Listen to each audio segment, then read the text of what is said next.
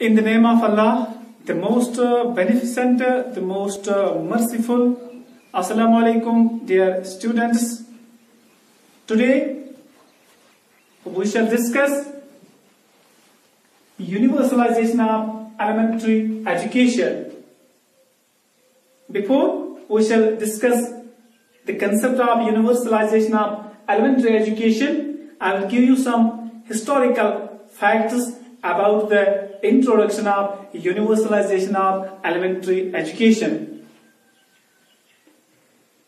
As you know, कि यहाँ पे ब्रिटिशर्स का राज था हिंदुस्तान पे, उन्होंने 100-150 साल यहाँ पे हुकूमत की है। तो उस दौरान ब्रिटिशर्स में से कुछ लोग ऐसे थे who were interested in the introduction of UEE in India। उनमें से कुछ लोग थे, उनके नाम चंद लोगों के नाम यहाँ पे हैं। विलियम एडम था, विंगेट था, होप था। But their suggestion was rejected by Britishers. After that एक और कोशिश चली है। गोपाल कृष्ण गोखले ने एक बिल लाई है for free and compulsory education but for only boys. इसने बिल लाई है लेजिस्लेटिव काउंसिल में कि ये गोपाल कृष्ण गोखले है, ये इंडियन नेशनल कांग्रेस लीडर था, for up to the age of 6 to 10 years. But despite strong support, his bill was also rejected. After that, M.K. Gandhi, the father of nation, उसने एक resolution लाया है 1937 में वारदा पे। उसने एक रेजोल्यूशन लाया है। उस रेजोल्यूशन में वो रेजोल्यूशन था actually national policy of education, free and compulsory education for both boys and girls up to the age of 14 years। तो गांधी जी ने ये रेजोल्यूशन लाया था कि फ्री एंड कंपल्सरी एजुकेशन हमारे इस मुल्क में होनी चाहिए। तो इसके लिए इसने रेजोल्यूशन लाया, but this resolution was also rejected. This was before independence. After independence, जब हिंदुस्तान आजाद हुआ 1947 में, तो यूई की इंट्रोडक्शन के लिए, इसके लिए बहुत बड़ी कोशिश चली है। तो जब हिंदुस्तान की कॉन्स्टिट्यूशन बनी है, उसके बाद 1950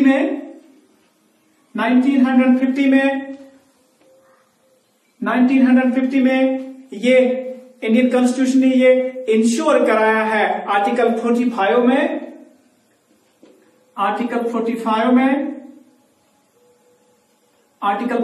में ये इंश्योर कराया है कि हमने ये लक्ष्य हासिल करना है।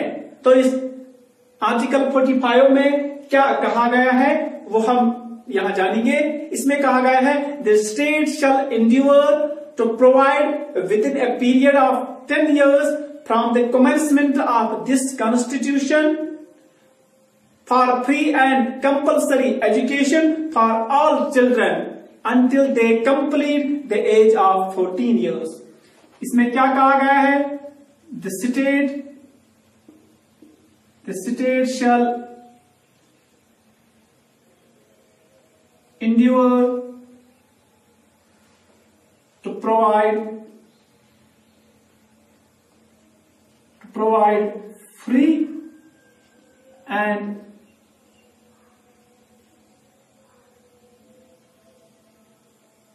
compulsory education from the commencement of this law, this constitution Constitution for free and compulsory education, compulsory education for all children,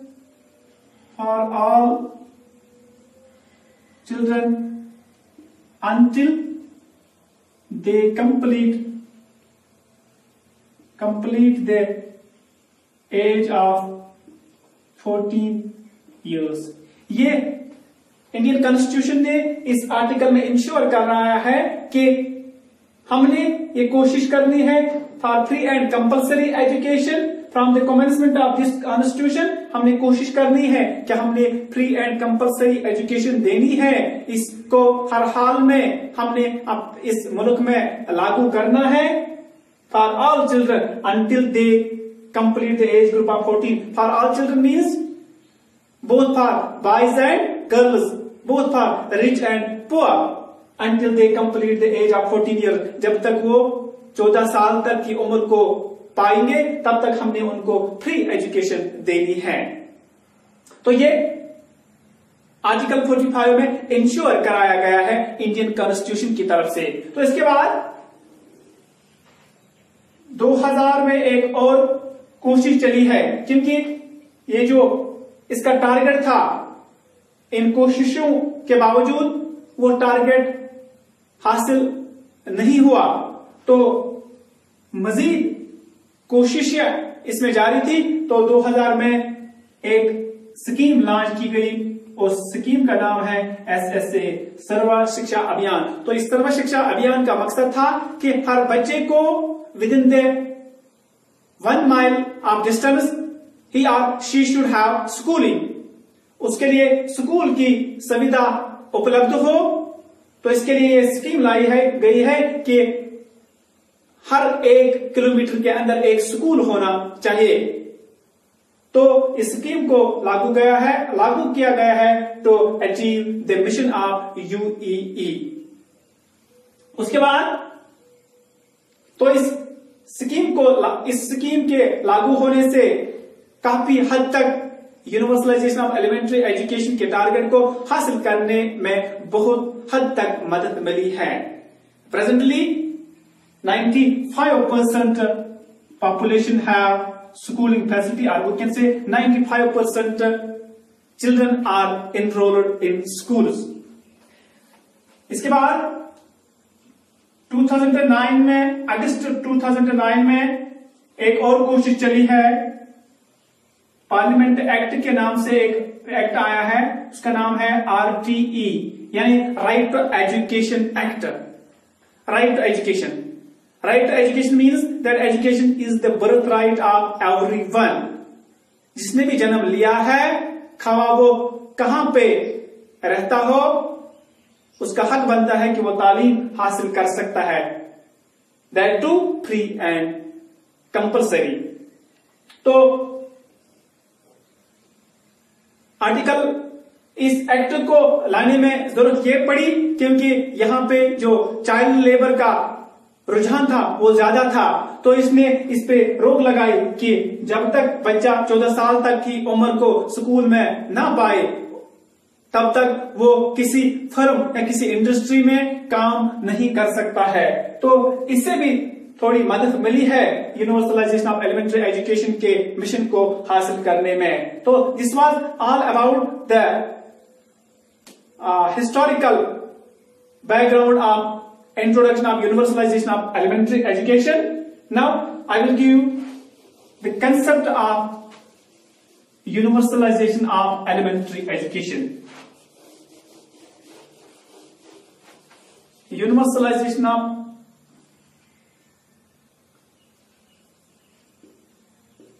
it means education is the birth right of everyone। Universalisation of elementary education का मकसद है, it means education is the birth right of everyone. ये हर किसी का हक है, जिसने भी जन्म लिया है, खवा वो किस मुल्क, खवा वो किस रियासत में हो, खवा वो किस खानदान से ताल्लुक रखता हो, खवा वो अमीर हो, खवा वो गरीब हो, उसके लिए ये सुविधा उपलब्ध है, वो फ्री एंड कंपलसरी एजुकेशन हासिल कर सकता है। यहां हम यूं कह सकते हैं, it means education is for all, education is for all, education तालीम जो है सबके लिए है, irrespective of caste, creed, colour, religion, language etcetera. तो यूनिवर्सलाइजेशन ऑफ एलिमेंट्री एजुकेशन का मकसद है कि हमने सबको तालीम देनी है, बिला हमने सबको तालीम देनी है। न हमने यहां पे मजहब का भेदभाव रखना है, न और किसी चीज का भेदभाव रखना है। Universalisation of elementary education means education is free and compulsory for all. In Western countries, free and compulsory education means free books, free uniforms, free midday meals, and even free transport. But in India, free education means free books, free uniform, and midday meals. So universalization of elementary education means education from first to 8th class, यानी पहली जमात से लेकर 8वीं जमात तक हमने free and compulsory education देनी है। This was all about universalisation of elementary education. In conclusion we can say that universalization of elementary education means education for all, not for selected one. Thank you very much.